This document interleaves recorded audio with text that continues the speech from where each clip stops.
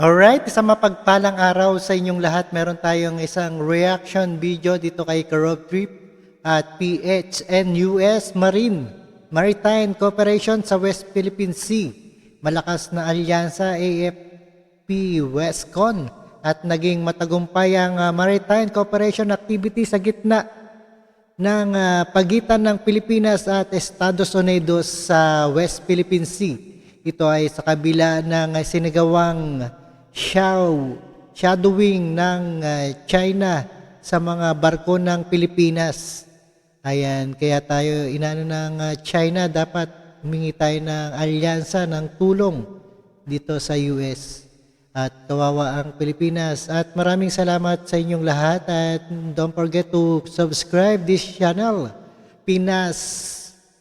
Ayan, balita ngayon. Panoorin po natin ang buong detalye, guys. No other further ado, let's do it. A strong alliance with the United States as our treaty partner. So, yung ating MCA with the Carrier Strike Group sends a very strong message that the alliance is here, that the alliance is strong, and together we will face the challenges in the South China Sea. Ganito inilarawan ni Vice Admiral Alberto Carlos, Commander ng Western Command, ang katatapos lamang na maritime cooperative activity sa pagitan ng Pilipinas at United States nitong January 2 hanggang 4. Ayon kay Carlos, hudyat ng isang malakas na alyansa ng dalawang bansa ang naging mensahe sa pagsasanay sa West Philippines. Hindi talaga kaya natin. Kailangan ng tulong ng US and sa West Philippine Sea.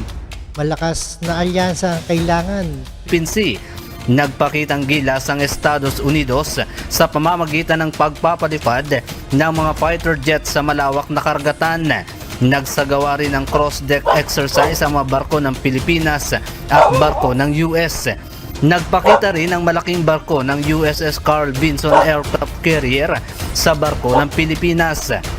Ginamit kasi ng Estados Unidos sa nasabing pagsasanay ang kanilang mga sasakyan kagaya ng USS Carl Vinson Aircraft Carrier, USS Princeton, cruiser, dalawang destroyer, USS Sterret. Ayan, malaking tulong yan dito sa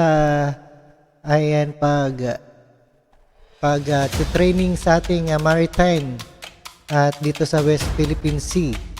At panoorin po natin yan. Alright. USS Kidd, AIM-860S, AIM-860R, Seahawk, F-18S at F-35S. Lumipad din ang mga opisyal ng Westcom at ng barko gamit ang AW-109 na chopper ng Philippine Air Force para makipagkita sa mga opisyal ng US. Nagsagawa rin ng mga maneuver ang mga barko ng Pilipinas na pinangunahan ng BRP Gregorio del Pilar. Sinunda naman ito ng BRP Ramon Alcaraz at BRP Davao del Sur bilang bahagi ng mga pagsasanay. Samantala, nandoon din ang presensya ng Navy ship ng China habang nagsasagawa ng pagsasanay ang dalawang bansa. Tinatayang nasa 3 nautical miles naman ang layo nito sa BRP Gregorio del Pilar. Na-detect ito ng barko ng Pilipinas sa Cabra Island sa bayan ng Lubang Occidental, Mindoro, pasado alas 4 ng madaling araw nitong Miyerkules. So far, it's different from what I saw in the past 2 days. I could classify them as shadowing compared to their actions when we do the RORE. Mas maraming dangerous maneuvers and blocking doon. Iaakyat din ng Western Command ang report sa High Headquarters ukol sa nangyaring shadowing ng China nitong nakaraang araw. Pero paglilinaw nito na lumalabag ang China sa pagpasok nito sa exclusive economic zone ng bansa. Samantala, wala pa namang napag-uusapan kung magkakaroong muli ng ganitong aktibidad sa pagitan ng Pilipinas at Estados Unidos.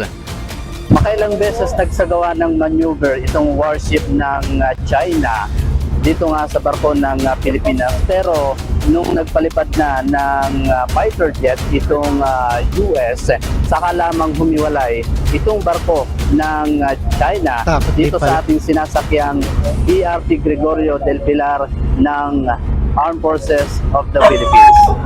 Alright guys, napanood po natin, napakinggan dito sa UNTV at no other further ado, thank you so much sa support dito sa Pinas Balita Ngayon. Maraming salamat sa inyong lahat and peace out.